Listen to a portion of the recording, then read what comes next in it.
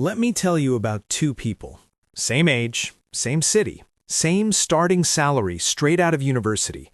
By age 35, one of them is building real wealth, quietly, consistently, almost without effort.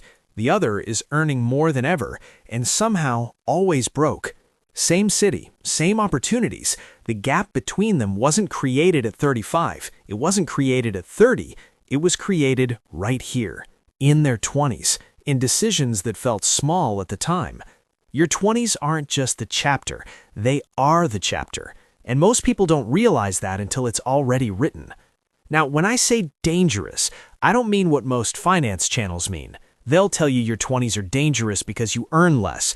That's not it. The real danger has nothing to do with your income level. It has everything to do with the fact that your 20s are when your financial identity forms. The habits, the beliefs, the patterns, everything that will quietly run your money for the next 4 decades gets installed right now. Think of it like concrete. In your 20s, it's still wet. You can shape it, you can redesign it, but most people, through distraction, social pressure, or simply nobody telling them the truth, let it dry in the wrong shape, and then spend decades trying to fix it. This video is about the 5 traps that harden that concrete in the wrong direction and exactly what to do instead. No fluff, no obvious advice. Let's get into it. Trap number 1. Setting your lifestyle baseline too early. Here's how this plays out. You land your first real job. The salary feels significant, especially compared to being a student, so you upgrade. New apartment, new outfits, nights out with colleagues, a car that makes the commute feel better. None of it feels reckless. It feels like reward, like you've arrived.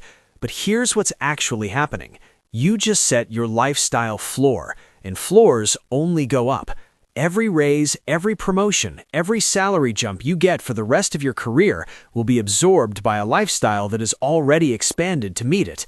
This is not speculation. This is called lifestyle inflation, and it is the single most common reason high-earning people feel financially stuck. The people who build wealth in their 20s do one thing differently. They artificially delay the lifestyle upgrade. They live like they're still a student for just 2 or 3 more years and direct every raise straight into building a foundation. By the time they upgrade, the foundation is already working for them. Trap number 2, getting comfortable with debt that feels like ambition. Your 20s are the decade when debt gets rebranded. Suddenly, there's good debt and bad debt. Student loans are an investment in yourself. A car loan is necessary for work. A personal loan for a business idea is entrepreneurial. And maybe some of that is true, but the habit underneath all of it, the comfort with owing, that is the trap. Because here's what happens. The 22-year-old who's comfortable borrowing 200,000 naira becomes the 30-year-old who's comfortable borrowing 2 million naira. The number scales, the comfort stays the same, and the wealth that should be building is instead being used to service a past version of your lifestyle. The discipline worth building in your 20s isn't manage debt well. It's be deeply uncomfortable with debt. That discomfort is a feature. Protect it. Trap 3 is one nobody talks about because it lives inside a feeling, not a number. I call it the identity spend. In your 20s, you are figuring out who you are, and in a world where image is currency, you start spending money to communicate an identity before you've actually built one.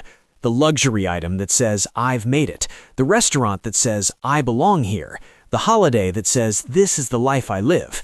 Each purchase makes complete emotional sense in the moment, but add them up over 12 months, and you'll find you've spent a small fortune, not on things you needed, not even on things that made you happy long-term, but on a performance of a self that was still being invented. The identity audit asks one question before any non-essential purchase. Am I buying this for myself, or am I buying it for an audience? If the honest answer is the audience, put it down. Trap 4. The one that sounds the most reasonable and costs the most money. Waiting.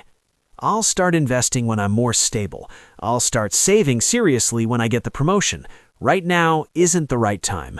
These sentences are so common they feel responsible. They are not. They are the most expensive sentences in personal finance. Here is the math that changes this permanently. Two people. Person A invests 20,000 naira a month starting at age 22 and stops at 30, just 8 years of contributions. Person B waits until 30 and invests the same 20,000 naira a month all the way until age 60, 30 years of contributions. At 10% annual return, who wins? Person A, by hundreds of millions of naira. The person who contributed for 8 years and then stopped beats the person who contributed for 30 years. That is what starting at 22 versus 30 actually means. Time in the market is not a figure of speech, it is the entire game. Trap 5, and this one is the most socially enforced, spending to keep up with the people around you. Your 20s are when social spending peaks. Everyone is earning their first real money at the same time. Group holidays, weddings to attend, rounds to buy, outfits for events, a culture of collective spending that nobody opted into consciously, but everyone feels the pressure of.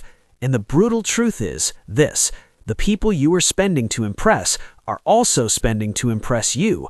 Nobody in that room is actually winning. You are all performing solvency for each other while quietly falling behind the one person that actually matters in your financial story, your future self. The 72-hour firewall applies here more than anywhere. Before any social spending that doesn't genuinely bring you joy, pause. 72 hours. The urgency almost always fades. The regret of impulsive social spending almost never does. So here is the blueprint, not a list of restrictions, a set of decisions you make once that run quietly in the background while your peers are still figuring out why they feel stuck. 1. Hold your lifestyle baseline for at least 2 years after your first real income. Live like a student a little longer. Let the foundation grow first. 2. Automate your savings the moment income arrives, before your brain can spend it, before temptation has a chance. The money should move itself.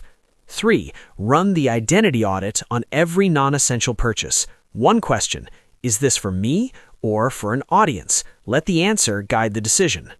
4. Start before you're ready. Small and consistent beats large and eventual every single time.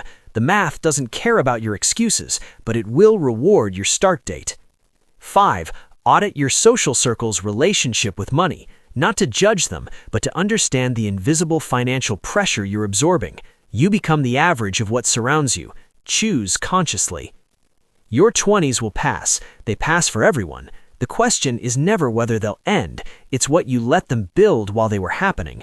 The two people I told you about at the start of this video, they made the same money, they lived in the same world. The only difference was 5 decisions made quietly, consistently, in a decade that most people write off as too early to be serious about money.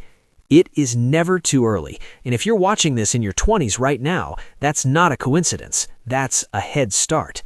If this shifted something for you, the next video breaks down exactly how to calculate your freedom number, the exact figure that means financial independence for your specific life. I'll leave it linked right here.